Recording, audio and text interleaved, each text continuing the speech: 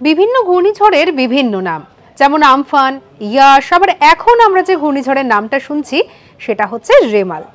কখনো কি এমন মনে হয়েছে যে এরকম কিছু কিছু নাম হয় যে নামগুলো সম্পর্কে আমরা জানি, আবার এমন অনেক নাম হয় যে নামগুলোর মানে খুঁজে বের করতে গিয়ে বেশ খানিকটা বেগ পেতে হয়।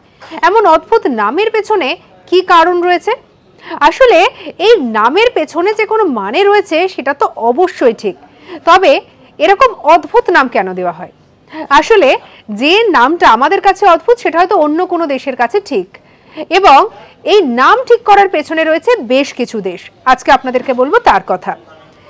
WMO এই অর্গানাইজেশনের আওতাভুক্ত দেশগুলো হচ্ছে বিভিন্ন ঝড়ের নাম ঠিক করে। এর আওতায় রয়েছে 13টি দেশ। এই দেশগুলো হচ্ছে ভারত, ইরান, বাংলাদেশ, মালদ্বীপ, মায়ানমার, ওমান, পাকিস্তান, কাতার, সৌদি আরব, শ্রীলঙ্কা, থাইল্যান্ড, আরব আমিরাত এবং ইয়েমেন। এবার এই যে দেশগুলো রয়েছে এই দেশগুলো হচ্ছে একটা করে নাম দেয় ঝড়ের। এবার স্বাভাবিকভাবে নামের যে তালিকা তৈরি করা হয়, আস্তে আস্তে যখন এক একটা করে ঝড় আসে সেই ঘূর্ণিঝড়ের নামকরণ করা হয় দেশের দেওয়া ঝড়ের নাম অনুসারে। সঙ্গে রাখুন আজ তাক বাংলাকে। অজানা খবরকে জানার জন্য সাবস্ক্রাইব করতে ভুলবেন না।